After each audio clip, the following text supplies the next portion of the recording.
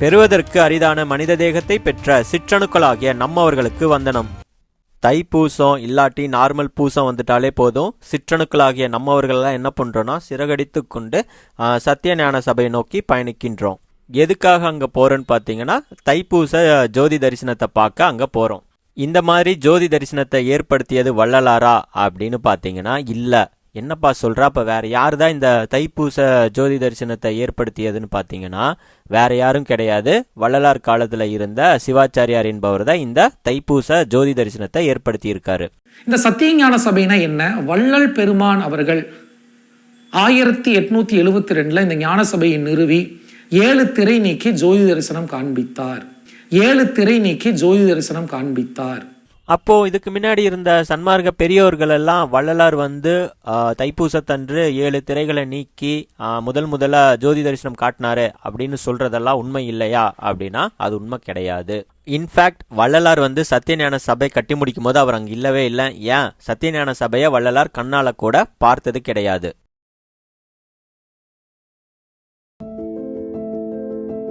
ஆண்டவர் வருகைக்கு நாம் என்ன செய்ய போகிறோம்? ஒரு சிறிய குடிசையாவது போடுங்கள் என்று சொன்னார்கள். அங்கிருந்த பொருளாளிகள் விசேஷ பொருள் செலவு செய்து வள்ளலார் குறிப்பின்படி ஒரு அலங்காரமான கட்டடத்தை கட்டினார்கள்.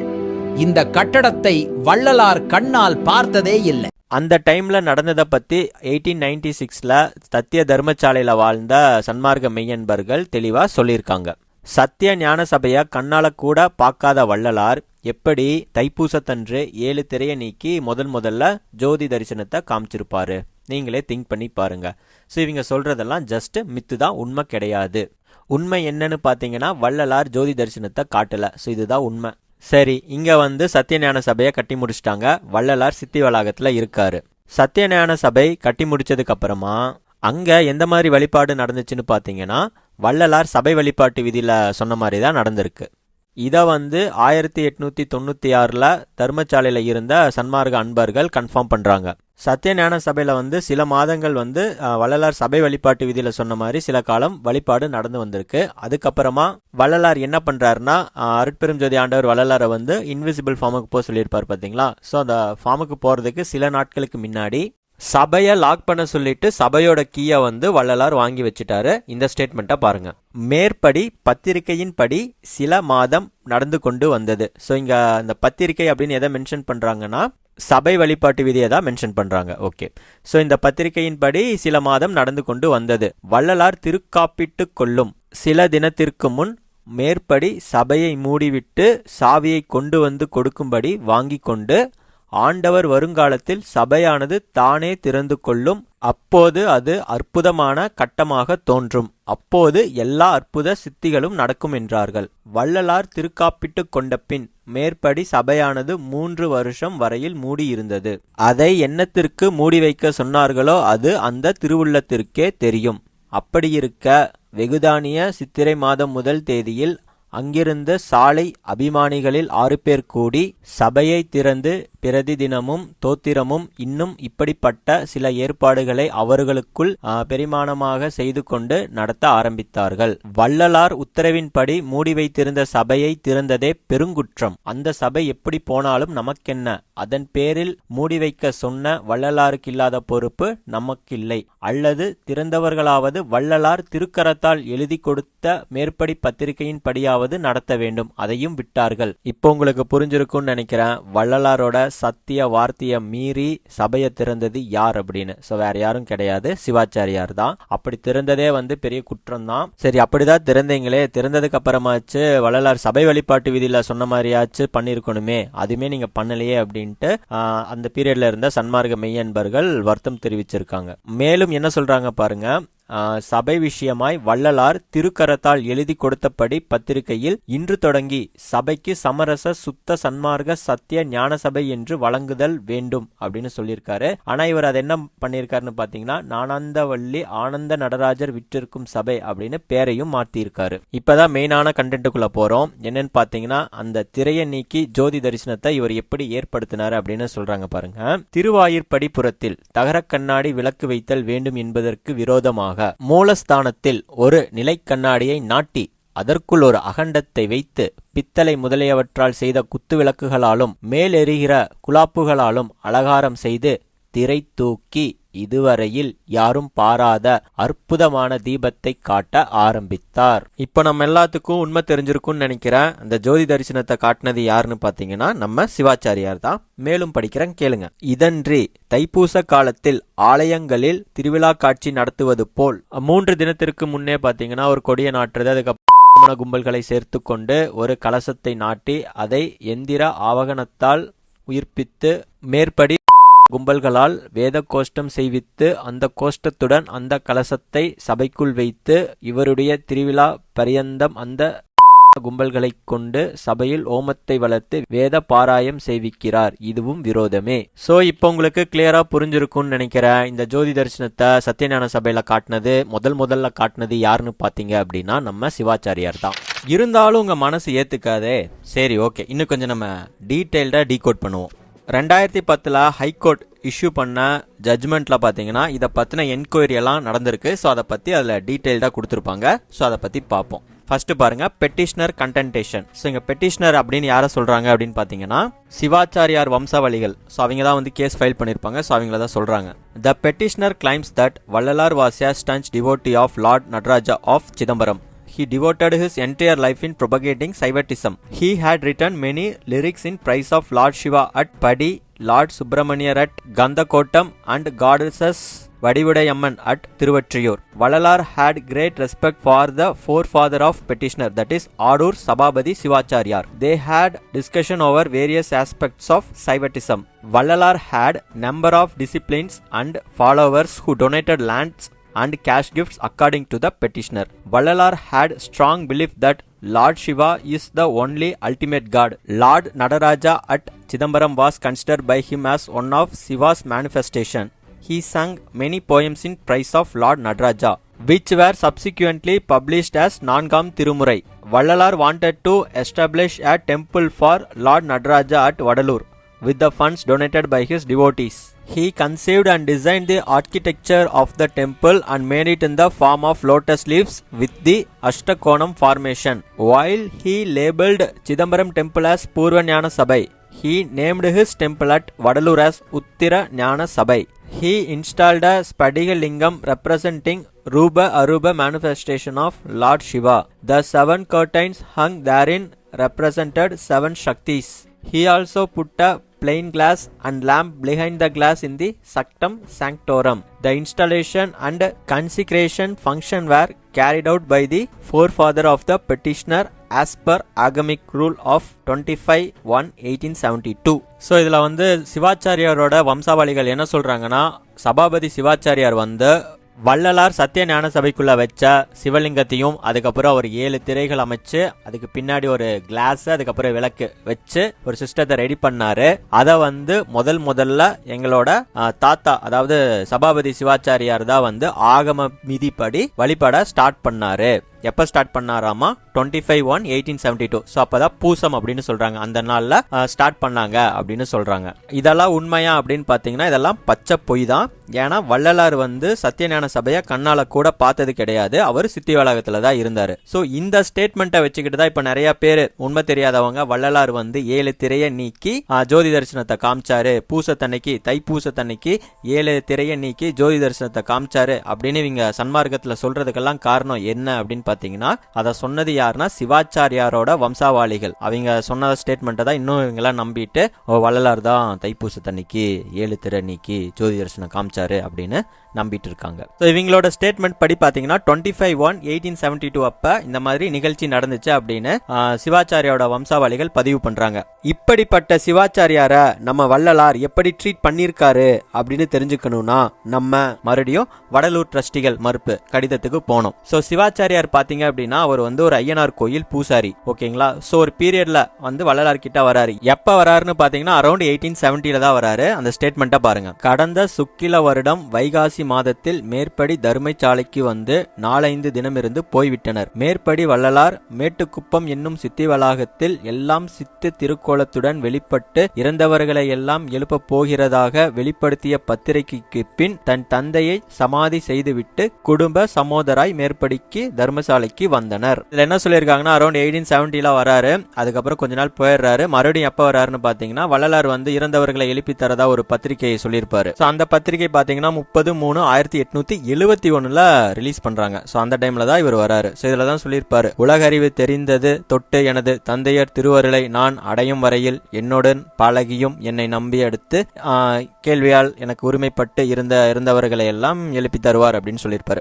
இந்த பத்திரிகை வெளிப்பட்டதுக்கு அப்புறமா தான் சிவாச்சாரியார் வராரு. சரி, இந்த சிவாச்சாரியார் வந்து வள்ளலாருக்கு க்ளோஸா அப்படின்னா கிடையாது. வள்ளலார் வந்து இவரை பிடிச்சி திட்டிருப்பாரு.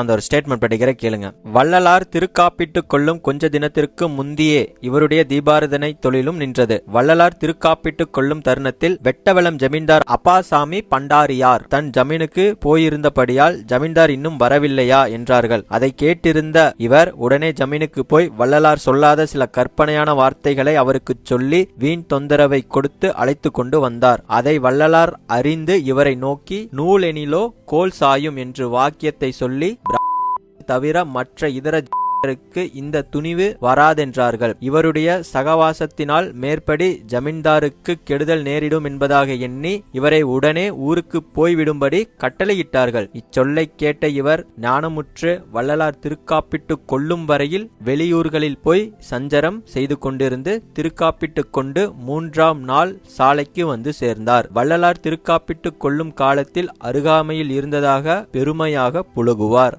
அது பெரும் புழுகே. சிவாச்சாரியாரோட நிலைமை இதுதான். இப்படிப்பட்ட சிவாச்சாரியாரை தான் வந்து வள்ளலார் வந்து 25/1/1872 அன்னைக்கு கூட வச்சுக்கிட்டு அதுக்கப்புறமா தைப்பூச ஜோதி தரிசனம் காமிச்சிருப்பாரா?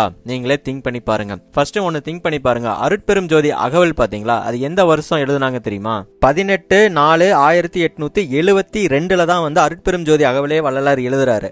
அருட்பெரும் ஜோதி அகவல்ல தான் வந்து திரைமறைப்பு பத்திய பாடல்களே இருக்கும்.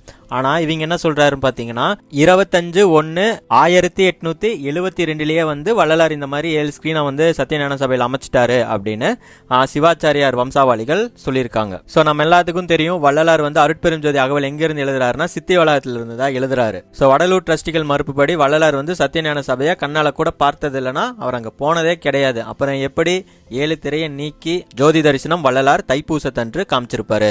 தைப்பூசம் அப்படிங்கிற வார்த்தையே வந்து சன்மார்க்கத்துல கிளப்பி விட்டது யாருன்னு பாத்தீங்கன்னா சிவாச்சாரியார் மற்றும் அவர்களோட வம்சாவாளிகள் தான். சிவாச்சாரியார் மற்றும் அவர்களின் வம்சாவாளிகள் கிளப்பிவிட்ட பொய்யதா இவ்வளோ காலமா சன்மார்க்க பெரியவர்கள் என்று பெயரிட்டு கொண்டவர்கள் எல்லாம் என்ன சொல்லிட்டு இருக்காங்க? வள்ளலார் 7 திரையை நீக்கி ஜோதி தரிசனம் காமிச்சாரு அப்படின்ட்டு சொல்லிட்டு இருக்காங்க.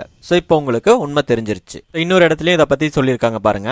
The petitioner submitted his statement through his counsel on 18/9/2006 and enclosed 6 documents. He claimed that 25/1/1872 was the first Thaipusam festival day. Vallalar gave the grandfather of the petitioner a mirror and a lamp and thus started the present puja system. Thereafter the same rituals are followed by his successors. The first document was the signed by Vallalar. The second was the festival invitation held on 11/2/1941. The third document was again the festival invitation dated 1/2/1942. The fourth and fifth document are Thaipoosa festival documents. The sixth document was the list of the trustees. இதுக்கு அடுத்தது பாருங்க. On the basis of the above document, the second respondent framed the following 3 issues.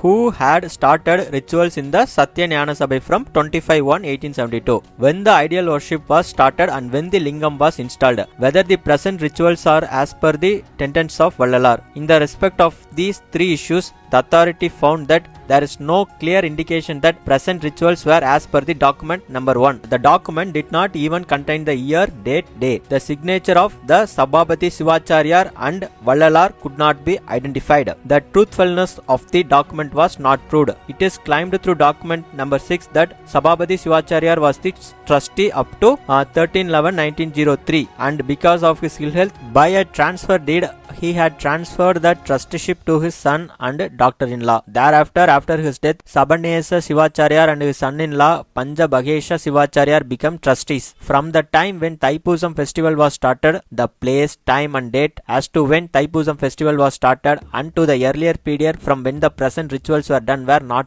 proved. Further, Sabhavati Sivacharya was continued to be the trustee was also not proved. It is also not proved that trustees themselves were also pujaris at that time. Therefore, the petitioner before the joint commissioner failed to prove that the present rituals are carried out by him as ordained by Vallalar. On the contrary, the ritual should be practiced were laid down by Vallalar by his directive dated 18/7/1872. So இது என்னதான் சொல்ல வராங்கன்னு பாத்தீங்கன்னா, இந்த Sivachariyar and his வம்சாவளிகள் வந்து இந்த மாதிரி வள்ளலார் தான் சிவலிங்கத்தை வச்சாரு, அவர் தான் 7 திரைய அமைச்சாரு, 7 திரைய நீக்கி தைப்பூசத்தன்று ஜோதி தரிசனம் காமிச்சாரு அப்படின்னு ப்ரூவ் பண்ண முடியல. அதனால என்ன பண்ணிட்டாங்கன்னா, சபை வழிபாட்டு விதியில இருக்கிற மாதிரி தான் இனி சத்தியஞான சபையில வழிபாடு நடக்கணும் அப்படின்னு ஆர்டர் இஷ்யூ பண்ணிட்டாங்க. சரி, நெக்ஸ்ட் பாத்தீங்கன்னா, இப்ப நம்ம சத்தியஞான சபைக்கு போனோம் அப்படின்னா காலையில ஒரு 11:30 to 12 o'clock அங்க வழிபாடு நடக்கும். அதே மாதிரி நைட்டு பாத்தீங்கன்னா 7:30 to 8 ஒரு வழிபாடு நடக்கும். இந்த சிஸ்டத்தை யார் இம்ப்ளிமெண்ட் பண்ணாங்க பாத்தீங்கன்னா, அதுவும் சிவாச்சாரியார் அண்ட் ஹிஸ் வம்சாவளிகள் தான். The joint commissioner found that Vallalar himself have delineated the nature of worship and he stated that worship will have to be done only in Jothi form and not other form of rituals are to be practiced in சத்திய ஞான சபை. இந்த ஜோதி form அப்படிங்கறத இது என்ன mention பண்றாங்க பாத்தீங்கன்னா, தகர கண்ணாடி விளக்க வந்து வாயிலுக்கு சமீபங்களில் வைத்து வர சொல்லியிருப்பாரு பாத்தீங்களா, அதை தான் வந்து இவங்க சொல்றாங்க.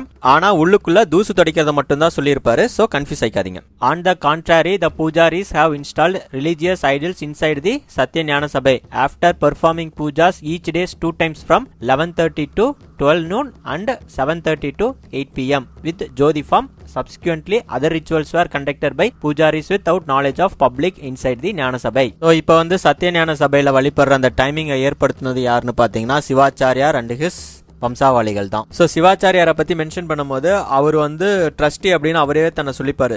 யார் பாத்தீங்கன்னா, சபாபதி சிவாச்சாரியார் வந்து தன்னை தானே ட்ரஸ்டி அப்படின்னு சொல்லிப்பாரு. ஆனா அவர் ட்ரஸ்டி கிடையாது அப்படின்ட்டு வடலூர் ட்ரஸ்டிகள் மறுப்பு அப்படிங்கிற கடிதத்துல சொல்லியிருப்பாங்க. 1896ல பப்ளிஷ் ஆன வடலூர் ட்ரஸ்டி மறுப்புல இந்த மாதிரி சொல்லியிருப்பாங்க. என்னன்னா, சிவாச்சாரியார் வந்து ட்ரஸ்டி கிடையாது, அவரே தனக்கு தானே ட்ரஸ்டி பட்டத்தை வழங்கி கொண்டார் அப்படின்னு சொல்லியிருப்பாங்க. ஸோ அந்த ஸ்டேட்மெண்ட்டையும் கோர்ட் ஆர்டர்ல இன்க்ளூட் பண்ணியிருக்காங்க. இவர் ட்ரஸ்டி பட்டம் கட்டி கொண்டது எப்படி என்றால், இந்த ஜமீன்தாருக்கு மேற்படி குருக்களின் பெயரில் வந்த ஏதோ சில மனஸ்தாபத்தால் தன் பேரில் இருக்கும் சாலை பட்டா நிலத்தை சில காரியஸ்தர்களின் பேரில் மாற்றிவிட நினைத்தார். அதை யாரும் கவனிக்கவில்லை. அதன் பேரில் ராஜினாமா கொடுத்து விடுவதாக சொல்லி அனுப்பினார். அத்தருணம் இந்த குருக்கள் வெட்டவலம் போய் ஜால வித்தைகளால் அவரை மயக்கி தர்மகர் தத்துவம் இருப்பதாக காட்டி ட்ரஸ்டி அதிகாரம் தனக்கு கொடுத்தால் சாலை விஷயத்தில் தங்களுக்கு ஒருவித தொந்தரவும் இல்லாமல் தீர்வை முதலானது நானே செலுத்திக் கொண்டு வருகிறேன், பட்டா மாத்திரம் தங்கள் பேரில் இருக்கட்டும் என்று சொன்னார். இதை அவர் ஒப்புக்கொண்டார். உடனே முத்திரை கடிதம் வாங்கி மஞ்சக்குப்பத்தில் சிலரை கொண்டு தனக்கு வேண்டிய அங்கங்கள் எல்லாம் அதில் எழுதி மேற்படி ஜமீன்தாரிடத்தில் கையெழுத்து வாங்கி ரெஜிஸ்டர் செய்து கொண்டார். எப்படி இந்த சிவாச்சாரியார் தனக்கு ட்ரஸ்டி பட்டத்தை வாங்கினார் அப்படிங்கிறது உங்களுக்கு புரிஞ்சிருக்கும். சரி, இப்போ நம்ம வள்ளலார் சொன்ன சபை வழிபாட்டு விதியை டீடைல்டா பார்ப்போம். அருட்பெரும் ஜோதி ஆண்டவரது அருட்பெரும் சித்தி வெளிப்படும் வரைக்கும் ஞான சபைக்குள்ளே தகர கண்ணாடி விளக்கு வைத்தல் வேண்டும். பித்தளை முதலியவற்றால் செய்த குத்து விளக்கும் வேண்டாம். மேலெரிகிற குலாப்பு முதலிய விளக்குகளும் வேண்டாம். தகர கண்ணாடி விளக்கு வைக்கும் காலத்தில் தகுதியுள்ள நம்மவர்கள் தேக சுத்தி கரண சுத்தியுடையவர்களாய் திருவாயிற்படி புறத்தில் இருந்து கொண்டு விளக்கேற்றி, ஸோ திருவாயிற்படி புறம் அப்படிங்கிறது இந்த லொகேஷன்லாம். ஸோ இங்கிருந்து நம்ம விளக்கேற்றி 12 வயதிற்குட்பட்ட சிறியவர் கையில் கொடுத்தாவது 72 வயதிற்கு மேற்பட்ட பெரியவர் கையில் கொடுத்தாவது உட்புற வாயில்களுக்கு சமீபங்களில் வைத்து வர செய்விக்க வேண்டும். ஸோ உட்புற வாயில்ங்கிறது பாத்தீங்கன்னா இந்த லொகேஷன் தான். ஸோ இங்கதான் வந்து அவர் என்ன சொல்றாருன்னா, தகர கண்ணாடி விளக்கு வைக்கணும்னு சொல்லியிருக்காரு. ஸோ தகர கண்ணாடிங்கிறது தகரம் கலந்த கண்ணாடி. நம்ம நினைக்கிற மாதிரி தகர கூண்டுக்குள்ள மண் விளக்க வைக்கிறது கிடையாது. ஸோ இதை பத்தி ஆல்ரெடி டீடைல்டா வீடியோ போட்டிருக்கேன், பார்க்காதவங்க அந்த வீடியோ பார்த்துக்கோங்க.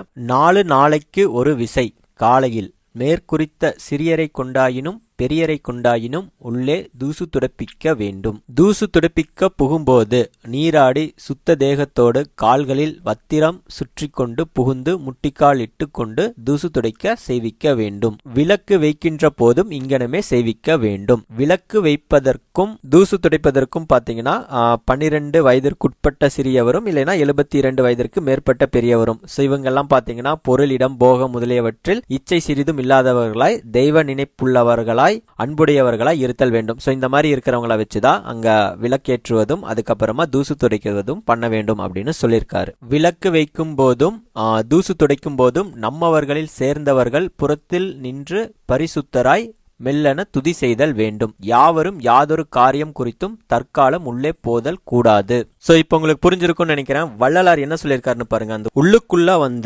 தூசு துடைக்க மட்டும்தான் செய்யணும்னு சொல்லியிருக்காரு.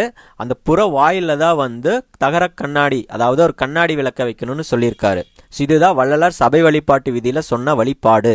வள்ளலார் தூசு மட்டும்தான் துடைக்கணும் அப்படின்னு சொன்ன இடத்துக்குள்ள அசுத்த நெருப்பை ஏற்றி அதுக்கு முன்னாடி ஒரு கண்ணாடியை வச்சு ஜோதி தரிசனத்தை ஏற்படுத்தியது யாருன்னு பாத்தீங்கன்னா வள்ளலாரின் சத்திய வார்த்தைக்கு எதிராக செயல்பட்ட சிவாச்சாரியார் தான். சோ இந்த சிவாச்சாரியார் ஏற்படுத்திய இந்த அசுத்த நெருப்பதா இவ்வளவு காலமா நம்மவர்கள் அருட்பெரும் ஜோதி அப்படின்னு வழிபாடு செய்து கொண்டிருக்கிறோம். முதல்ல நம்ம அருட்பெரும் ஜோதி அற்புத கடவுள் எப்படி இருப்பார் அப்படின்னு தெரிஞ்சுக்கணும். சோ அருட்பெரும் ஜோதி அற்புத கடவுள் இந்த அசுத்த நெருப்போ, அதாவது இந்த ஆக்சிஜன் மூலியமா எரியக்கூடிய இந்த அசுத்த நெருப்போ இல்ல சூரியன் மாதிரி நியூக்ளியர் ஃபியூஷன் மூலியமா எரியக்கூடிய நெருப்போ அல்லது சூரியனை விட பல மடங்கு சக்தி வாய்ந்த மின்னல் போன்ற ஒளியோ கிடையாது. இதுக்கெல்லாம் அப்பாற்பட்ட நிலையில் இருக்கின்றவர் தான் சுத்த அருட்பெரும் ஜோதி ஆண்டவர். இந்த நிலையில் இருக்கின்ற அருட்பெரும் ஜோதி அற்புத கடவுளை நம்ம உண்மை அன்பால் கருத்தில் கருதி வழிபாடு செய்யணும். இந்த மாதிரி நம்ம வழிபாடு செய்யும் போது அருட்பெரும் ஜோதி ஆண்டவரோட திருவருள் நம்ம கருத்தின் கண் வெளிப்பட்டு மரணம், பிணி, மூப்பு, பயம் போன்ற அவத்தைகள் எல்லாம் தவிர்த்து கொண்டு எக்காலத்தும் அழியாத பேரின்ப பெருவாழ்வை பெறலாம் அப்படின்னு வள்ளலார் சொல்லியிருக்காரு. இனிமேலாவது நம்ம இந்த பூசத்தன்னைக்கு இந்த தைப்பூசத்தன்னைக்கெல்லாம் போயிட்டு இந்த சிவாச்சாரியாரால் ஏற்படுத்தப்பட்ட இந்த அசுத்த நெருப்ப அருட்பெரும் ஜோதி ஆண்டவர்னு வழிபாடு செய்யும் சிறு பிள்ளைத்தனமான செயல்களில் ஈடுபடாமல் உண்மை அன்பால் அருட்பெருஞ்சோதி அற்புத கடவுளை கருத்தில் கருதி வழிபாடு செய்வோம். சோ இனிமேலாவது இந்த அசுத்த நெருப்பை அருட்பெரும் ஜோதி ஆண்டவர் அப்படின்னு சொல்லாதீங்க. ஏன்னா அது பஞ்சபூதங்கள்ல வர அசுத்த நெருப்பு. அதை விட பல மடங்கு பவர் உள்ளதுதான் சூரியன். அதை விட பல மடங்கு பவர் உள்ளதுதான் மின்னல். சரிங்களா? சூரியனை விட பல மடங்கு பவர் உள்ள ஒளிகள் எல்லாம் இங்க இருக்கு. சரிங்களா? ஸோ இதுக்கெல்லாம் அப்பாற்பட்ட நிலையில் இருக்கின்றவர் தான் அருட்பெருஞ்சோதி ஆண்டவர். ஸோ இப்படி இருக்கிற அருட்பெருஞ்சோதி ஆண்டவரை பஞ்சபூதங்கள்ல ஒன்றான இந்த அசுத்த நெருப்பை அருட்பெருஞ்சோதின்னு வழிபாடு பண்ணிட்டு இருக்கோம். நமக்கும் சமயவாதிகளுக்கும் என்ன டிஃப்ரெண்ட்? சமயவாதிகள் பஞ்சபூதங்கள்ல ஒன்றான கள்ள கடவுள்னு வழிபடுறாங்க. நீங்க என்ன பண்றீங்க? பஞ்சபூதங்கள்ல ஒன்றான நெருப்ப கடவுள் அப்படின்னு வழிபட்டு இருக்கீங்க. ஸோ இந்த மாதிரி வழிபாடு சன்மார்க்கத்திற்கு பயனற்றது. சரி, அப்போ நாங்கள் அருட்பெரும் ஜோதி ஆண்டவரை மற்றவங்களுக்கு எக்ஸ்பிளைன் பண்ணணும்னா இப்படிதான் எக்ஸ்பிளைன் பண்றது அப்படின்னு பார்த்தீங்கன்னா, நம்ம நியூக்ளியர் ரியாக்டர் கேள்விப்பட்டிருப்பீங்க. ஸோ நியூக்ளியர் ரியாக்டர்ல பார்த்தீங்கன்னா நியூக்ளியர் ஃபிஷன் மூலிமா எனர்ஜி ஜென்ரேட் ஆகிட்டு இருக்கும். ஸோ இந்த எனர்ஜி கண்ட்ரோல் பண்ணாமல் விட்டோம் அப்படின்னா என்ன ஆகும்னா, அந்த எனர்ஜி ரொம்ப எக்ஸஸ் ஆகி அந்த இடத்தையே அழிச்சிடும். ஸோ இந்த மாதிரி ஆயிடக்கூடாது அப்படின்ட்டு நியூக்ளியர் ரியாக்டர்ஸ்ல கண்ட்ரோல் ராட்ஸ் அப்படின்னு ஒன்று யூஸ் பண்ணுவாங்க. ஸோ இந்த கண்ட்ரோல் ராட்ஸை யூஸ் பண்ணி நியூக்ளியர் ஃபிஷனை கண்ட்ரோல் பண்ணி வைப்பாங்க. ஸோ இந்த மாதிரி தான் வள்ளலார் அருட்பெருஞ்சோதி ஆண்டவரை ரெப்ரசென்ட் பண்றாரு. எப்படின்னு பாருங்க. கடவுள் தயை என்பது சூரிய சந்திர அக்னி பிரகாசங்கரை அளவு மீறாமல் நடத்தி வைத்தல். அது என்ன அளவு மீறாமல் நடத்தி வைத்தல் அப்படின்னு பாத்தீங்க அப்படின்னா, இப்ப சூரியன்ல நியூக்ளியர் ஃபியூஷன் நடந்துட்டு இருக்கும். இன்கேஸ் அந்த நியூக்ளியர் ஃபியூஷன் அதிகமாச்சு அப்படின்னா என்ன ஆகும்? அவ்வளவுதான், பூமி காலி. அந்த நியூக்ளியர் ஃபியூஷன் அதிகமாயிடக்கூடாது அப்படின்ட்டு அதை கண்ட்ரோல் பண்றவர் தான் யாருன்னு சொல்றாரு? அருட்பெரும் ஜோதி ஆண்டவர் அப்படின்னு சொல்றாரு. ஸோ இதை பத்தி அருட்பெருஞ்சோதி த வேதியர் அப்படிங்கிற காணொலியில டீட்டெயில்டா எக்ஸ்பிளைன் பண்ணியிருப்பேன். ஸோ போய் பாருங்க. ஸோ இந்த மாதிரி தான் வள்ளலாரே அருட்பெரும் ஜோதி ஆண்டவரை அருட்பெரும் ஜோதி அகவல் இன்னும் பல பாடல்ல சொல்லியிருக்காரு. வள்ளலார் அருட்பெரும் ஜோதி ஆண்டவரை இந்த மாதிரி ரெப்ரசென்ட் பண்ணும் போது நம்ம என்ன பண்ணிட்டு இருக்கோம்? இந்த சிவாச்சாரியாரால் ஏற்படுத்தப்பட்ட இந்த அசுத்த நெருப்பை அருட்பெரும் ஜோதி ஆண்டவர்னு சொல்லி காமெடி பண்ணிட்டு இருக்கோம். சுத்த சன்மார்க்க முயற்சியில் இருக்கின்ற நம்மவர்கள் பெரும்பாலானவர்கள் இந்த புலைக்குலை தவிர்த்து சமய மத மார்க்கங்களை பற்றற கைவிட்டுட்டோம். ஸோ இதெல்லாம் எப்படி கைவிட்டோமோ அதே மாதிரிதான் இந்த சிவாச்சாரியாரால் ஏற்படுத்தப்பட்ட அசுத்த நெருப்பை அருட்பெரும் ஜோதி ஆண்டவர் என்று எண்ணி வழிபடும் வழக்கத்தை கைவிட வேண்டும். ஸோ இதை கைவிட்டுட்டு வள்ளலார் என்ன சொல்லியிருக்காரு? அருட்பெரும் ஜோதி அற்புத கடவுளை உண்மை அன்பால் கருத்தில் கருதி வழிபாடு செய்யணும்னு சொல்லியிருக்காரு. ஸோ இதை நம்ம பிராக்டிஸ் பண்ணணும். உண்மையிலேயே நம்மவர்கள் எல்லாம் சிதம்பரம் ராமலிங்கம் மேல சிறிய மதிப்பாச்சு வச்சிருந்தோம் அப்படின்னா நம்மவர்கள் எல்லாம் ஒன்று கூடி சத்திய ஞான சபையோட கதவை பூட்டணும். வள்ளலார் சத்திய ஞான சபை கதவை பூட்டினதாகவும் அதுக்கப்புறமா வள்ளலாரின் கட்டளைக்கு மீறி இவங்க அந்த கதவை திறந்துட்டதாகவும் ரஷ்யாவில் ஒருத்தருக்கு போய் சொல்லியிருக்காரு. ஸோ அதை பற்றி ஆல்ரெடி வீடியோ போட்டிருக்கு. ஸோ அந்த கிளிப்பை அட்டாச் பண்ணுறோம் பாருங்க. நான் புறப்படுவதற்கு முன் அருள் ஒளியின் சபை கோவிலில் கதவை மூடிவிட்டேன். ஆனால் உண்மையில் எனது கோட்பாட்டை உணர தகுதியான சீடர் கிடைக்கவில்லை. நான் சென்ற பிறகு கோவிலை திறந்தார்கள். ஆனால் அருள் ஒளி இருக்கிறதா? மிக உயர்ந்தவருடன் இணைந்தவரின் எனது சாட்சிகளை மீறுதல். அந்த இடங்களில் என் ஆன்மீக குழந்தைகள் இல்லை. அந்த சுவர்கள் காலியாகி விட்டனர். அந்த நிலம் வறண்டு போனது. எனது வசிப்பிடம் எங்கே? என் குழந்தைகளின் இதயங்களில் கருணை ஒளியின் அனைத்து உயிரினங்களின் மீதும் அக்கறையும் இருக்கிறது. அங்கு எனது படைப்புகள் பொக்கிஷங்களாக மதிக்கப்படுகின்றனர். திருமணத்தைப் போல் விடுமுறை நாட்களில் பாடுவதில்லை. கேள் என் அன்பே, நான் நிரந்தரமாக இருப்பவன். நான் எப்பொழுதும் பகிர்ந்து கொண்டேன். எதையும் எடுக்காமல் பகிர்ந்து கொண்டேன். ஆனால் என்னை பின்பற்றுபவர்கள் எடுத்துக்கொண்டும் இருக்கிறார்கள். பகிர்ந்து கொள்ளவில்லை. கொடுங்கள். ஆனால் எனது மகன்களும் மகள்களும் எனது அறிவை மட்டுமே பகிர்ந்து கொடுக்கும் மற்றும் உண்மையிலே பாராட்டும் தருணம் விரைவில் வரும். நான் அனுபவித்த அனைத்தையும் அவர்கள் அனுபவிப்பார்கள். நான் செய்த அனைத்து படிகளையும் அவர்கள் கடந்து செல்வார்கள். அத்தகைய மக்களிடையே அந்த இடங்களில் நான் வசிக்கிறேன். அவர்களின் செயல்கள் என் செயல்கள், அவர்களின் வார்த்தைகள் என் வார்த்தைகள், அவர்களின் மனம் என் மனம், அவர்களின் இருப்பு என் இருப்பு. இது உண்மையில் உண்மை. நீங்களே பாருங்களேன், தமிழ்நாட்டில் யாருமே கிடைக்கல, ரஷ்யாவில் போய் அவர் சொல்லியிருக்காரு. அப்போ நம்ம கண்டிஷன் என்ன அப்படின்னு நினச்சி பாருங்க. ஸோ இவ்வளோ நேரமாக நான் உங்களுக்கு இந்த டேட்டாவை எதிலிருந்து எடுத்து சொன்னேன் அப்படின்னு பார்த்தீங்கன்னா வடலூர் ட்ரஸ்டிகள் மறுப்பு. ஸோ இந்த கடிதத்தில் இருக்கிற டேட்டாவை தான் நான் எடுத்து சொன்னேன். ஸோ இதை பற்றி ஆல்ரெடி நம்ம சேலம் குப்புசாமி ஐயாவாகட்டும் இல்லை சாது ஜானகிராமன் ஐயாவாகட்டும், ஸோ இவர்கள் இதில் இருக்கிற சில டேட்டாஸை பற்றி பேசியிருக்காங்க. ஸோ அந்த வீடியோ பாருங்க. ஞான சபையை கூட ஒரு கட்டத்திலே பெருமான் பூட்டி சாவியை எடுத்துக்கொண்டு போய்விடுகின்றார். ஸோ இதில் பார்த்தீங்கன்னா நம்ம குப்புசாமி ஐயா என்ன சொல்கிறாருன்னா, பெருமானார் சபையை பூட்டிட்டு அதுக்கப்புறம் சாவியை அவர் எடுத்துகிட்டு போயிட்டாரு அப்படின்னு சொல்கிறாரு.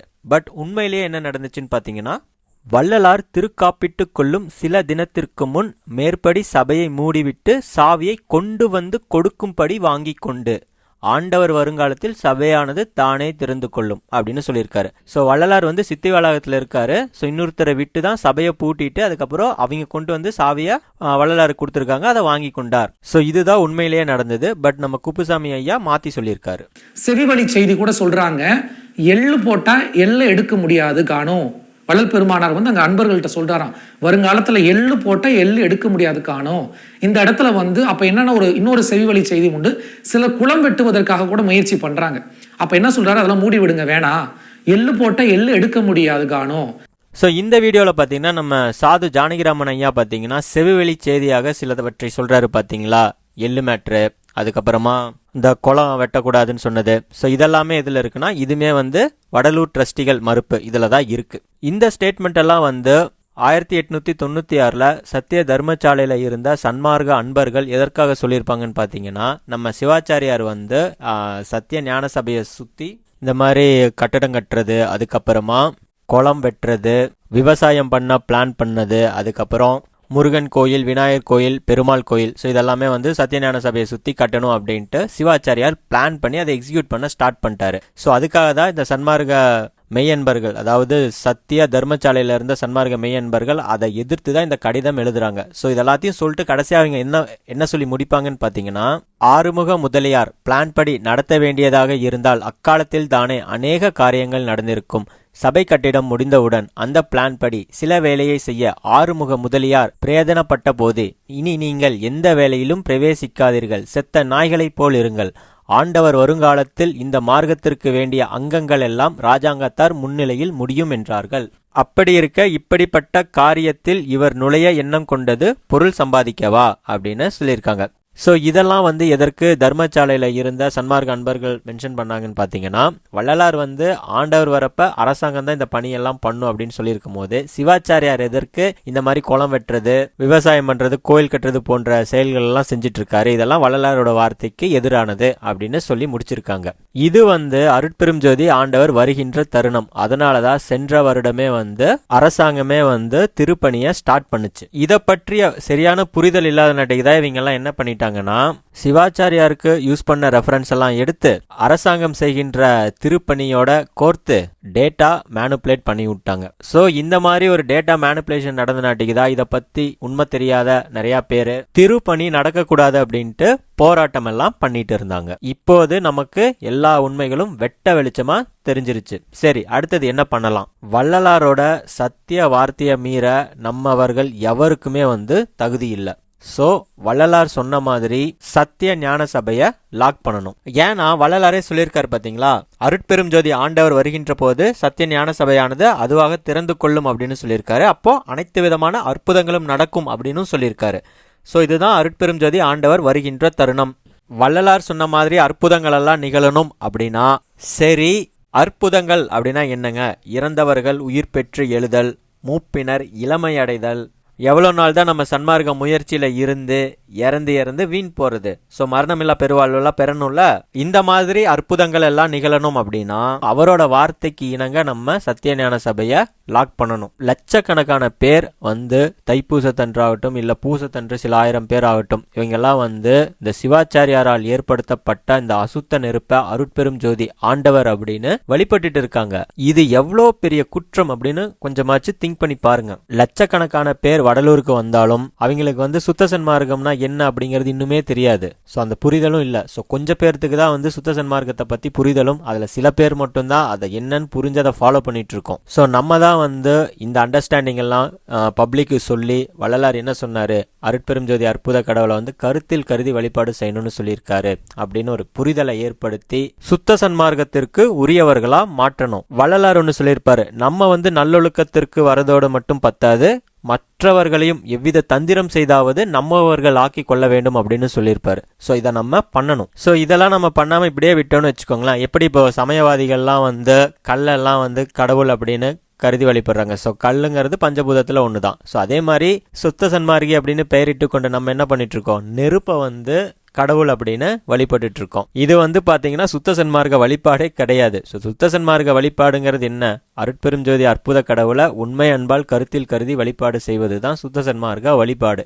அதுக்கப்புறம் மற்ற ஜீவர்கள் மேல தயவு செலுத்துறது, ஜீவகாருண்ய ஒழுக்கம் படி இருக்கிறது, இதுதான் சன்மார்க்க வழிபாடே தவிர நெருப்ப வழிபடுவது சன்மார்க்க வழிபாடு கிடையாது. வள்ளலாரால் ஏற்படுத்தப்பட்ட சுத்த சன்மார்க்கத்திற்கும் இந்த தைப்பூசம், பூசம், இந்த ஜோதி வழிபாடு இதற்கெல்லாம் எந்த ஒரு சம்மந்தமும் கிடையாது. இந்த தைப்பூசம் அப்படிங்கிற வார்த்தைகளை நீ ஃபர்ஸ்ட் சன்மார்க்கத்திலிருந்து வெளியே தூக்கி போட்டுருங்க. இந்த தைப்பூச தன்னைக்கு மட்டும் உட்கார்ந்து அகவல் படிக்கிறது, ஜோதி தரிசனம் காண வடலூர் வாரீர் அப்படின்னு சொல்றது, ஸோ இந்த மாதிரி செயல்கள் எல்லாம் இனி ஈடுபடாதீங்க. ஏன்னா தைப்பூச ஜோதி தரிசனத்தை ஏற்படுத்தியது வள்ளலார் கிடையாது. வள்ளலாருக்கு எதிராக செயல்பட்ட சிவாச்சாரியார். இல்லப்பா அதெல்லாம் கேட்க முடியாது, நான் வந்து இப்படிதான் இருப்பேன் அப்படின்னா நீங்கெல்லாம் வள்ளலாரின் சத்திய வார்த்தைக்கு எதிராக செயல்படும் துன்மார்கிகள். சோ அருட்பெரும் ஜோதி ஆண்டவரோட அருட்பெரும் சித்தி வெளிப்படும் வரைக்கும் அருட்பெரும் ஜோதி ஆண்டவரை உண்மை அன்பால் கருத்தில் கருதி வழிபாடு செய்வோம். சரி, அது என்ன அருட்பெரும் ஜோதி ஆண்டவரோட அருட்பெரும் சித்தி வெளிப்படுதல் இல்ல அருட்பெரும் ஜோதி ஆண்டவர் வருகை, இது என்ன அப்படிங்கறத வந்து ஒரு சிம்பிளா ஒரு எக்ஸாம்பிளை வச்சு நம்ம புரிஞ்சுக்கலாம். வள்ளலார் வந்து அருட்பெரும் ஜோதி அகவல்ல ஒரு லைன் சொல்லியிருப்பாரு, முச்சுடர் ஆதியால் எச்சக உயிரையும் அச்சர காத்து அருள் அருட்பெரும் ஜோதி அப்படின்னு சொல்லியிருப்பாரு. சோ இங்க முச்சுடர் அப்படிங்கிறது என்னன்னா சூரியன், சந்திரன், அக்னி. சோ இந்த முச்சுடரை வச்சுதான் காத்தல் முதல் அருளல் வரை, அதாவது 5 தொழில்களும் பூமியில நடந்துட்டு இருக்கு. அப்போ வந்து இந்த பூமியை வந்து பிரம்மா சிருஷ்டி பண்றது இல்லையா அப்படின்னு கேட்டா கிடையாது. சோ பிரம்மா அப்படிங்கிற நிலை அடைஞ்சவங்களுக்கு வந்து அணுக்களை வந்து வேதித்து அதை வந்து சிருஷ்டி பண்ற ஆற்றல் இருக்கும். எடுத்துக்காட்டு பாத்தீங்க அப்படின்னா, நமக்கு இந்த மனித தேகம் வேண்டும் அப்படின்னா என்ன ஆகுது, பெண்கள் இடத்துல ஒரு 4 அணுக்கள் இருக்கு, ஆண்கள் இடத்துல ஒரு 3 அணுக்கள் இருக்கு. சோ இந்த 4 + 3 இந்த 7 அணுக்கள் சேரும் போது ஒரு பிண்டம் தோன்றுது. சோ இந்த 7 அணுக்களுமே வந்து ஜஸ்ட் புறத்திலேயே இருக்கு. சோ இந்த 7 அணுக்களுமே வந்து ஒருத்தர் வேதிக்க முடிஞ்சிச்சு அப்படின்னா ஒரு பிண்டத்தை மண்ணிலிருந்தே எழுப்பிடலாம். சோ அணுவோட தன்மையை மாற்றக்கூடிய அளவுக்கு வேதியியல் நிபுணர்கள் தான் இந்த பிரம்மா, விஷ்ணு, ருதிரன், ஈஸ்வரன், சதாசிவம் இவங்கெல்லாம். ஓகேங்களா? ஸோ உங்களுக்கு ஒரு டவுட் வரலாம், நீ வந்து முச்சுடர்களை வச்சுதான் இங்க ஐந்தொழில் நடக்கும்போது வள்ளலார் ஏன் தனக்குன்னு ஐந்தொழில் ஆற்றலை பெற்றார் அப்படின்னு பாத்தீங்கன்னா, இன்கேஸ் நார்மலா இந்த முச்சுடர்கள் மூலியமா ஐந்தொழில் நடந்துட்டு இருக்கு அப்படிங்கும் போது என்ன ஆகும் அப்படின்னா, ஒரு ஆன்மா இறந்துருச்சுன்னு வச்சுக்கோங்களேன், மறுபடியும் அதுக்கு உஷ்ணம் வந்து மறுபடியும் அது இன்னொரு பிறவி எடுக்கிறதுக்கு 4,32,000 வருஷம் ஆகும் நேச்சுரலா. அதாவது சூரிய முச்சுடர்கள் மூலியமா இது நடக்கிறதுக்கு அத்தனை வருஷம் ஆகும். ஆனா ஒரு ஐந்தொழில் செய்யற ஆற்றல் உள்ளவர்களால் என்ன பண்ண முடியும், அந்த அணுக்களை வேதித்து ஒரு பிண்டத்துக்குள்ள செலுத்திட முடியும். ஸோ இது முச்சுடர்கள் மூலியமா நடக்கும் போது கொஞ்சம் ப்ராசஸ் படி தான் நடக்கும். பட் வள்ளலார் என்ன பண்றாரு, ஐந்தொழில் நானே பண்ணி நானே அருள் விளக்கிக்கிறேன் அப்படின்ட்டு அதை வாங்கி அவரு நமக்கு ஸ்பெஷல் கேர் எடுத்துட்டு இதை பண்ணிட்டு இருக்காரு. ஸோ இந்த ஐந்தொழில்கள் பற்றி இன்னொரு காணொலியில டீட்டெயில்டா பார்ப்போம். ஸோ முச்சுடர்களை வச்சுதான் இங்க எல்லாம் நடந்துட்டு இருக்கு. சரி, இப்ப நம்ம எடுத்துக்காட்டு சூரியனை மட்டும் எடுத்துப்போம். ஸோ சூரியன் ஒளி படலை அப்படின்னா என்ன ஆகும்? ஸோ சூரிய உஷ்ணம் இல்லை அப்படின்னா இங்க உயிர்கள் ஜீவிக்காது. கரெக்டுங்களா? ஸோ அதுக்கு சூரிய உஷ்ணம் தேவை. ஸோ டெய்லியும் நமக்கு அந்த உஷ்ணம், சூரியன் உதயம் தோன்றுது, உஷ்ணம் வருது. ஸோ இது அப்படியே கண்டினியூஸா நடந்துட்டு இருக்கு. ஸோ அதனாலதான் நம்ம ஜீவித்து இருக்கோம். ஸோ அருட்பெருஞ்சோதி ஆண்டவரின் வருகை அப்படிங்கிறது என்ன? எப்படி சூரிய கதிர் வருதுல்ல, அந்த ரேஸ் படுது, அதனால உயிர்கள் ஜீவிக்குது.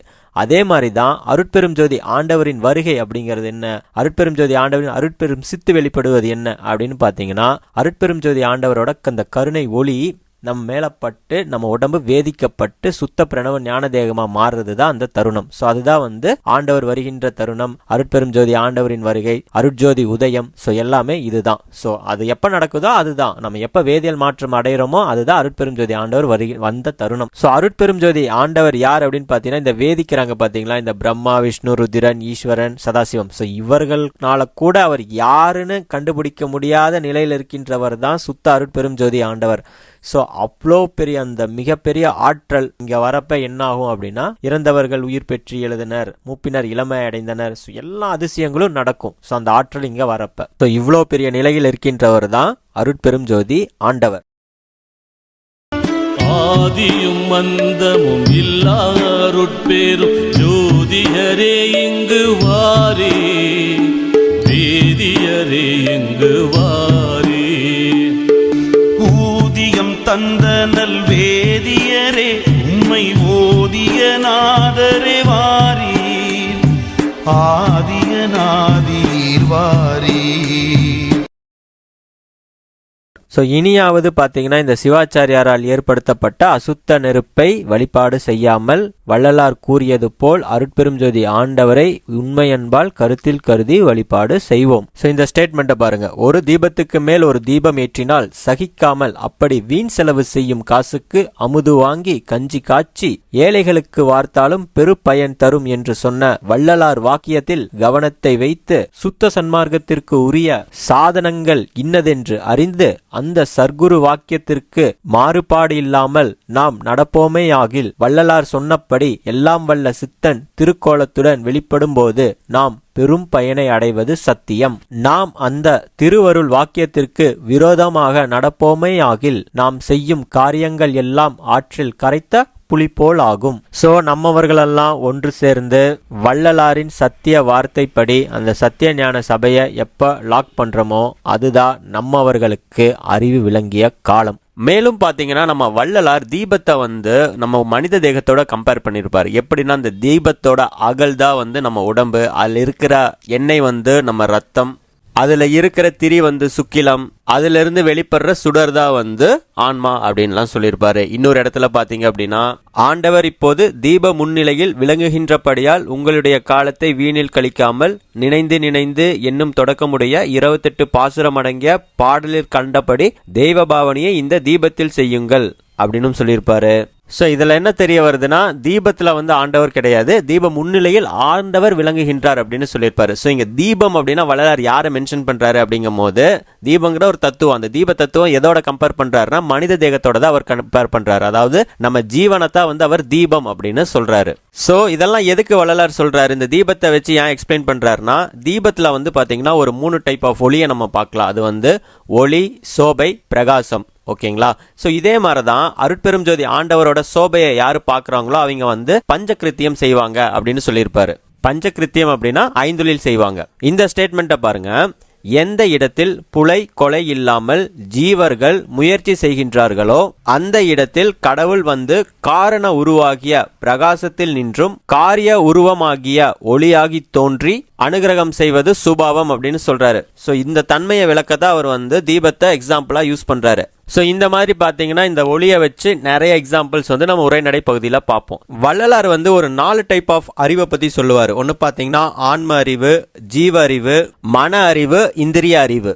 ஆன்ம அறிவு அப்படின்னா என்னன்னா ஒரு பொருளினது உண்மையை அறிதல் ஆன்ம அறிவு. ஜீவ அறிவு அப்படிங்கிறது ஒரு வஸ்துவின் பிரயோஜனத்தை அறிவது ஜீவ அறிவு.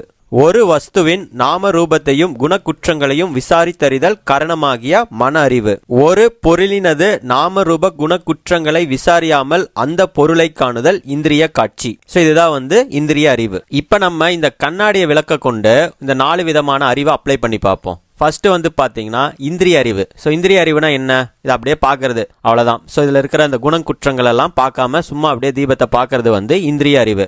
ஸோ இதில் இருக்கிற குணக்குற்றங்கள் என்ன? இதில் சிட்டம் கட்டுது, இது வந்து குற்றம். அதுக்கப்புறம் பார்த்தீங்கன்னா அதில் யூஸ் பண்ணுற ஆயிலில் வந்து பியூரா இல்லை, அதில் அழுக்கு இருக்குது, அசுத்தம் இருக்குது, திரியில அழுக்கு இருக்கு. இந்த தீபம் வந்து எந்த மாதிரி வகையில இருக்கு? ஸோ இது வந்து எண்ணெயை கொண்டு எரியிற தீபமா இல்ல கரண்ட்டை கொண்டு எரியிற தீபமா? அப்புறம் இதோட வடிவம் எப்படி இருக்கு? ஸோ இந்த மாதிரி ஆராய்ச்சி பண்ணி அதோட குணக்குற்றங்களை விசாரித்து அறிதல் தான் வந்து மன அறிவு. ஜீவ அறிவு அப்படின்னா என்னன்னா இந்த தீபம் எதுக்கு பயன்படுத்துறாங்க? ஒரு இருட்டான இடத்துல வச்சா அது வந்து பிரகாசத்தை தரும், வெளிச்சத்தை தரும், அதுக்கு பயன்படுத்துறாங்க. நமக்கு குளிர் அடிக்குது, ஸோ அப்போ வந்து தீபத்தை பெரிய தீபத்தை வச்சோம் அப்படின்னா குளிர் காயலாம், அதுக்கு பயன்படுத்துறாங்க. ஸோ இந்த மாதிரி ஒரு பொருளோட பிரயோஜனத்தை அறியறது தான் வந்து ஜீவ அறிவு அப்படின்னு சொல்றாரு. ஸோ கடைசியா இருக்கிறது வந்து ஆன்ம அறிவு. ஸோ ஆன்ம அறிவு அப்படின்னா என்ன அப்படின்னா இப்போ இந்த தீபம் எதனால எரியுது, அதுக்குள்ள எந்த விதமான அணுக்கள் இருக்கு அப்படின்ட்டு அதோட டெப்த்ல போய் பார்க்கறது தான் ஆன்ம அறிவு. ஃபார் எக்ஸாம்பிள் இந்த ஆயில் இருக்கு பாத்தீங்க அப்படின்னா இதுல என்ன டைப் ஆஃப் ஆட்டம்ஸ் இருக்குன்னா ஹைட்ரோ கார்பன் ஆட்டம்ஸ் இருக்கும். திரிலையும் அதே மாதிரிதான் ஹைட்ரஜன், கார்பன் இந்த மாதிரி ஆட்டம்ஸ் இருக்கும். அதுக்கப்புறம் நம்ம ஃபயர் பண்ணும் போது என்ன ஆகும்னா இதெல்லாம் எரிஞ்சு நமக்கு பிரகாசத்தை தரும், அதுக்கு ஆக்சிஜன் ஆட்டம் தேவைப்படும். இந்த மாதிரி டெப்தா போய் அந்த பொருளோட உண்மைத்தன்மை என்ன அப்படின்னு அறியறது தான் வந்து ஆன்ம அறிவு அப்படின்னு வள்ளலார் சொல்றாரு. நம்ம என்ன பண்ணலாம் அப்படின்னா இந்த தீபத்தை வந்து ஆன்ம அறிவு கொண்டு அறிவோம். அப்பதான் வந்து இந்த தீபம் வந்து அருட்பெரும் ஜோதி ஆண்டவர் இல்ல அப்படிங்கிற உண்மை நமக்கு புரியும். இந்த கண்ணாடி அகல்ல இருக்க அணுக்கள் என்ன அப்படின்னு பாத்தீங்கன்னா சிலிக்கான், ஆக்சிஜன், போரான், சோடியம். இதுதான் வந்து இந்த அகல் செய்வதற்காக பயன்படுத்தப்பட்ட அணுக்கள். ஸோ இதை வேதியியல் மாற்றம் ஏற்படுத்தும் போது என்ன ஆகும்னா நமக்கு இந்த மாதிரி ஒரு அகல் விளக்கு கிடைக்கும். நெக்ஸ்ட் இப்போ இந்த அகல்ல யூஸ் பண்ற எண்ணெய் ஒரு நல்லெண்ணெய்னு வச்சுக்கோங்களேன். ஸோ அதுல என்ன டைப் ஆஃப் அணுக்கள் இருக்குன்னா கார்பன், ஹைட்ரஜன், ஆக்சிஜன் இந்த அணுக்கள் தான் இருக்கும். ஸோ இந்த அணுக்கள் சேர்ந்து தான் அந்த எண்ணெய் ஃபார்ம் ஆயிருக்கும். நெக்ஸ்ட் பாத்தீங்கன்னா திரி. ஸோ திரி எதால ஃபார்ம் ஆயிருக்குன்னா அதுலயுமே வந்து கார்பன், ஹைட்ரஜன், ஆக்சிஜன் ஸோ இந்த அணுக்கள் தான் இருக்கும். இப்போ நம்ம வந்து தீபத்தை ஃபயர் பண்ணும் போது என்ன ஆகும்னா இந்த ஹைட்ரோ கார்பன்ஸ் வந்து ஆக்சிஜனோட கலந்து எரியும் போது நமக்கு இந்த ஒளித்தன்மையை தருது. ஸோ இதுதான் வந்து ஒரு அகல் விளக்கு எரியறதுக்கான கான்செப்ட். இப்ப வந்து நம்ம மனித தேகத்துல என்ன விதமான அணுக்கள் இருக்கு அப்படின்னு பார்ப்போம். ஸோ நம்ம மனித தேகம் பாத்தீங்கன்னா பெரும்பாலான அணுக்கள் என்ன இருக்குன்னா oxygen, carbon, hydrogen, nitrogen, calcium, phosphorus, potassium, sulphur, sodium, chlorine, magnesium, iron, zinc, copper, iodine, selenium இந்த மாதிரி அணுக்கள் இருக்கும். இது போக வள்ளலார் 2 அணுக்கள் சொல்லியிருப்பார். அது என்ன அப்படின்னு பாத்தீங்கன்னா ஆன்மா என்கின்ற சிற்றணும் இருக்கும், அதுக்கப்புறமா பிரகிருதி அணு இருக்கும். இந்த மாதிரி டிஃப்ரெண்ட் டைப் ஆஃப் அணுக்கள் வேதிக்கணும். வேதிச்சா மட்டும்தான் அதோட தன்மை மாறி அது ஒன்னோட ஒன்று சேர்ந்து இந்த பிசிக்கல் பாடி கிடைக்கும். ஃபார் எக்ஸாம்பிள் நம்ம ஸ்கின் எடுத்துப்போம். நம்ம தோல்ல வந்து எந்த மாதிரி அணுக்கள் இருக்கும் அப்படின்னா carbon, hydrogen, oxygen, nitrogen, sulphur. So இதை வச்சுதான் ஸ்கின் வந்து ஃபார்ம் ஆயிருக்கும். இதே மாதிரி நம்மளோட டிஎன்ஏ எடுத்துட்டீங்க அப்படின்னா டிஎன்ஏ எந்த விதமான அணுக்கள்ல இருக்கும் அப்படின்னா carbon, hydrogen, oxygen, nitrogen, phosphorus. Next நம்ம ரத்தம். ஸோ ரத்தத்தில் எந்த விதமான அணுக்கள் இருக்குன்னு பார்த்தீங்கன்னா iron, carbon, sodium and potassium, அதுக்கப்புறம் கால்சியம், குளோரைன். இந்த மாதிரி அணுக்கள் ஒன்றோடு ஒன்று சேர்ந்து அது டிஃப்ரெண்ட் அதோட அட்டாமிக் நம்பர்ல அதோட மாலிகுலர் ஸ்ட்ரக்சர் ஃபார்ம் ஆகும் போது அதுவே வந்து தோலாவும் ரத்தமாவும் அதுக்கப்புறம் டிஎன்ஏவாகவும் மாறுது. இது மூலியமா உங்களுக்கு ஒரு அண்டர்ஸ்டாண்டிங் வந்திருக்கும். இங்க இருக்கிற எல்லா பொருட்களும் அது மண் விளக்காகட்டும் இல்ல கண்ணாடி விளக்காகட்டும் இல்ல நம்ம மனித தேகமாகட்டும் எல்லாமே அணுக்களான ஆனதுதான். இப்ப நம்ம ஒரு அணுவை வேதிச்சா அதாவது அதை ஹீட் பண்ணா என்ன ஆகும் அப்படின்னு பாத்தீங்கன்னா அது வந்து போட்டான்ஸ் எமிட் பண்ணும், அதாவது லைட்டை வந்து எமிட் பண்ணும். ஒரு எடுத்துக்காட்டுக்காக பாருங்க, நம்ம சூரியன் இருக்கா. ஸோ சூரியன்ல இருக்கிற அந்த ஹைட்ரஜன் அணு தான் வேதியியல் மாற்றத்தினால என்ன ஆகுதுன்னா அவ்வளோ பெரிய பிரகாசத்தை தருது. ஸோ ஒரு அணுவை ஹீட் பண்ணால் என்ன ஆகும்னா ஒளி வரும், அதாவது ஃபோட்டான்ஸ் எமிட் பண்ணும். ஸோ இந்த இரும்பு எடுத்துக்கோங்க. ஸோ இரும்பை எடுத்து ஹீட் பண்ணுங்க. நார்மலாக ஃபர்ஸ்ட் வார்மாக ஹீட் ஆகும். அதுக்கப்புறம் பாருங்க அது வந்து அப்படியே அதோட கலர் சேஞ்ச் ஆகி பிரைட்னஸ் தருது பார்த்தீங்களா? ஏன் அப்படின்னா அந்த அணு வேதிக்கப்படும் போது அதில் இருக்கிற கைனடிக் எனர்ஜி இன்க்ரீஸ் ஆகும். அதனால எலக்ட்ரான்ஸ் வந்து சார்ஜ் அப் ஆகும்போது உங்களுக்கு அந்த ஃபோட்டான்ஸை எமிட் பண்ண ஆரம்பிக்கும். ஸோ அதனால தான் நமக்கு அது பளிச்சுன்னு தெரியுது. ஓகே, இதே மாதிரி அணு தான் நம்மளோட ஆன்மாவும். சரிங்களா? ஸோ வள்ளலார் எப்படி சொல்லுவார்னா, இந்த பௌதிக உடம்பில் இருக்கின்ற நீ யாரெனில் நான் ஆன்மா சிற்றணு வடிவனன், மேற்படி அணு கோடி சூரிய பிரகாசமுடையது, லடான ஸ்தானம் அதனின் இருப்பிடம், 1/4 பங்கு பொன்மை 3/4 பங்கு வெண்மை கலந்த வண்ணம். ஸோ இப்படிப்பட்ட ஆன்ம பிரகாசத்தை மறைக்க மாயா சக்திகளாகிய 7 திரைகள் உண்டு. ஸோ அதெல்லாம் இந்த கருப்பு திரை, நீலத்திரை. ஸோ இதெல்லாம் அப்புறமா பார்ப்போம். ஸோ இப்போ நம்ம யாரு அப்படின்னு பார்த்தீங்கன்னா நம்ம அணு சிற்றணு வடிவினர். எப்படி நம்ம இந்த அயனை வந்து ஹீட் பண்ண, அயனுங்கிறது என்ன? Fe அப்படிங்கிற ஆட்டம் அணு தான். ஸோ அதை ஹீட் பண்ணால் அதோட கைனடிக் எனர்ஜி இன்க்ரீஸ் ஆகி அது வந்து ஃபோட்டான்ஸ் லைட் எமிட் பண்ணுது. அதே மாதிரி தான் சிற்றணுவாகிய நமது ஆன்மா வேதிக்கப்பட்டா அது எவ்வளவு பெரிய ஒளியை வெளிப்படுத்தும் பாத்தீங்கன்னா கோடி சூரிய பிரகாசம் உடைய அளவுக்கான அந்த ஒளியை வெளிப்படுத்தும், போட்டான்ஸ் எமிட் பண்ணும் அப்படின்னு வள்ளலார் சொல்றாரு. சோ நம்ம சிற்றணுவை வேதிக்கின்றவர் தான் நமது அருட்பெரும் ஜோதி ஆண்டவர். சோ நம்ம ஆன்மா என்கின்ற சிற்றணு அருட்பெரும் ஜோதி ஆண்டவரால வேதிக்கப்பட்டா அது என்ன ஆகும் பாத்தீங்கன்னா நம்ம உடம்பு சுத்த பிரணவ ஞான தேகமா மாறிடும். சோ இப்போ உங்க எல்லாத்துக்கும் ஒரு காமனான அண்டர்ஸ்டாண்டிங் வந்திருக்கும். சோ நம்ம ஒரு அணுவை வேதிச்சோம் அப்படின்னா அது என்ன பண்ணும்னா போட்டான்ஸை எமிட் பண்ணும், அதாவது ஒளியை வந்து எமிட் பண்ணும். சோ இந்த மாதிரி அனைத்து வகையான அணுக்களையும் வேதிக்கின்றவர் தான் நமது அருட்பெரும் ஜோதி அற்புத கடவுள். இந்த மாதிரி அணுக்கள் எல்லாம் வேதிக்கின்ற அருட்பெரும் ஜோதி ஆண்டவர் எப்படி இருப்பார்னு பாத்தீங்கன்னா, பெரிதினும் பெரிதாய் சிறிதினும் சிறிதாய் அரிதினும் அரிதாம் அருட்பெரும் ஜோதி. சோ இதுல பாருங்க, பெரிதினும் பெரிதாய். சோ பெரிதினும் பெரிதாய்னா இந்த யூனிவர்ஸ்லயே அவர் தான் பெருசு. ஓகேங்களா? சிறிதினும் சிறிதாய், சோ அணுக்களை விட சிறுசு. அரிதினும் அரிதாய், சோ அந்த மாதிரி ஒரு பொருளே கிடையாது, அவர் அரிதானவர். சோ இந்த தன்மை கொண்டவர் தான் அருட்பெரும் ஜோதி. சோ அணுக்களை வேதிச்சா அது என்ன பண்ணும்? அது வந்து ஒளியை வந்து எமிட் பண்ணும், போட்டான்ஸ் எமிட் பண்ணும். அப்போ அருட்பெரும் ஜோதி ஆண்டவரை யாரு வேதிக்கிறா? அவர் எப்படி அந்த ஒளிய எமிட் பண்ணி மற்ற அணுக்களை வேதிக்கிறாரு? சோ அருட்பெரும் ஜோதி ஆண்டவரை யாரும் வேதிக்கிறது இல்லை, ஏன்னா அவர் வந்து அணு கிடையாது. அவர் வந்து பரிபூரண சுத்த ஜோதி, அவர் பரிபூரணமான ஜோதி. ஆனா நம்ம சுத்த தேகம், பிரணவ தேகம், ஞான தேகம் இவங்கெல்லாம் பாத்தீங்க அப்படின்னா அணுக்கள். அவங்க வந்து வேதிக்கப்படுற நாட்டுக்கு அந்த ஒளியை எமிட் பண்றாங்க. அதே மாதிரி தான் சூரியன்ல இருக்கிற ஹைட்ரஜன் அணு வேதிக்கப்படுற நாட்டுக்கு அது வந்து ஒளியை எமிட் பண்ணுது, போட்டான்ஸ் எமிட் பண்ணுது. ஆனா நம்முடைய அருட்பெரும் ஜோதி ஆண்டவர் வந்து பரிபூரண சுத்த ஜோதி, அவர் வந்து அணு கிடையாது. நம்ம ஹியூமன் பாடியை எடுத்துக்கோங்க, இது எந்த விதமான அணுக்களான ஆனது? கார்பன், ஹைட்ரஜன், ஆக்சிஜன், இந்த மாதிரி அணுக்களான ஆனது. சோ அதே மாதிரி தான் இந்த தீபமுமே எடுத்துட்டீங்க அப்படின்னா அதே தான், கார்பன், ஹைட்ரஜன், ஆக்சிஜன், சிலிக்கான் இது போன்ற அணுக்களால ஆனது. ஆனா நம்முடைய அருட்பெரும் ஜோதி ஆண்டவர் இந்த அணுக்களால் ஆன ஒரு பொருள் கிடையாது, அவர் ஒரு அரிதான பொருள். அதனாலதான் வள்ளலார் என்ன சொல்றாருன்னா, அரிதினும் அரிதாம் அருட்பெரும் ஜோதி. அருட்பெரும் ஜோதி ஆண்டவர் வந்து இந்த ஹைட்ரஜன், கார்பன், ஆக்சிஜன், நைட்ரஜன் இல்ல ஆன்மா, சிற்றணு, இந்த மாதிரி வகையான ஒரு அணு கிடையாது. இந்த அணுக்களை வேதிக்கின்ற பரிபூரண சுத்த அருட்பெரும் ஜோதி. இந்த பாடலை பாருங்க, வாரீர் சிதம்பர வள்ளி சிவகாம வள்ளி மணாளரே வாரீர் மணிமன்ற வானரே வாரீர். சோ இந்த சிதம்பர வள்ளி, ஆனந்த வள்ளி இல்ல இந்த சிவகாம வள்ளி இதெல்லாம் என்ன அப்படின்னா ஆன்மா, ஜீவன். சோ இதெல்லாம் அணுக்கள் தான். சோ இந்த அணுக்களை வேதிக்கின்ற அந்த மணாளர் தான் யாரு அப்படின்னு பாத்தீங்கன்னா நம்ம அருட்பெரும் ஜோதி ஆண்டவர். சோ இதுதான் இதுல இருக்கிற மீனிங். இது தெரியாம நம்ம என்ன பண்ணிட்டு இருக்கோம் அப்படின்னா சாமிக்கு கல்யாணம் பண்ணி வச்சிட்டு இருக்கோம். சோ இனியாவது இந்த உண்மையை தெரிஞ்சுக்கோங்க. அருட்பெரும் ஜோதி ஆண்டவர் வந்து ஹைட்ரஜன், கார்பன், ஆக்சிஜன் போன்ற அணுக்கள் மூலியமா எரியக்கூடிய நெருப்பு கிடையாது. அருட்பெரும் ஜோதி ஆண்டவர் வந்து ஒரு அணு கிடையாது, அவர் பரிபூரண சுத்த அருட்பெரும் ஜோதி. சரி, இதெல்லாம் நான் ஒத்துக்க மாட்டேன், நான் இன்னும் சிவாச்சாரியாரால் ஏற்படுத்தப்பட்ட ஹைட்ரோ கார்பனை வந்து ஃபியூலா வச்சு ஆக்சிஜனை துணையா கொண்டு எரியிற இந்த அசுத்த நெருப்பை தான் அருட்பெரும் ஜோதி ஆண்டவர்னு நினைப்பேன் அப்படின்னா இன்னும் நீங்க ஆண்டவரோட தன்மையை புரிஞ்சுக்கல அப்படின்னு அர்த்தம். சோ உங்க அறிவை வந்து நீங்க அப்கிரேட் பண்ணிக்கோங்க. நம்ம அறிவை அப்கிரேட் பண்ணணும், என்ன பண்ணணும்? சுத்த சன்மார்க்கத்திற்கு முக்கிய தடைகளாகிய இந்த சமய மத மார்க்கங்களை பற்றற கைவிடணும், புலை கொலை தவிர்க்கணும், ஜீவகாருண்யம் பண்ணணும், சத் விசாரம் பண்ணணும். அதுக்கப்புறமா மெயினான ஒண்ணு, அருட்பெரும் ஜோதி அற்புத கடவுளை உண்மை அன்பால் கருத்தில் கருதி வழிபாடு செய்யணும். சோ இந்த மாதிரி அருட்பெரும் ஜோதி ஆண்டவரை கருத்தில் கருதி வழிபாடு செய்தால் என்ன ஆகும்னா, அருட்பெரும் ஜோதி ஆண்டவரோட திருவருள் நமது கருத்தின் கண் வெளிப்பட்டு விளங்கும். அத்திருவருள் விளக்கத்தால் மரணம், பிணி, மூப்பு, பயம் துன்பம் முதலிய அவத்தைகள் எல்லாவற்றையும் தவிர்த்து எக்காலத்தும் எவ்விடத்தும் எவ்விதத்தும் எவ்வளவும் தடைப்படாத பேரின்ப சித்தி பெருவாழ்வை பெறலாம். ஓகேங்க, நன்றி. அடுத்த காணொளியில பார்ப்போம். தலையுரைத்த கற்பனையே நிலையென கொண்டாடும் கண்மூடி வழக்கமெல்லாம் மண்மூடி போக